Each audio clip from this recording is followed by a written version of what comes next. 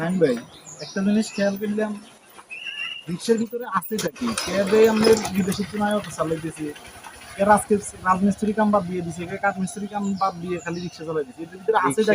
রিক্সার মাধ্যমে মেলা কিছু আছে।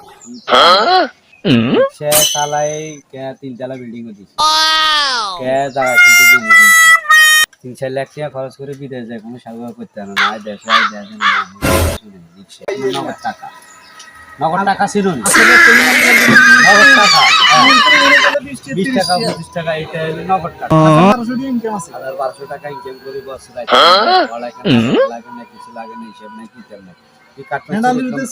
আমরা বিদেশে যে হুন দিছি বলে দিচ্ছি, তুমি কোনো লাভ আছে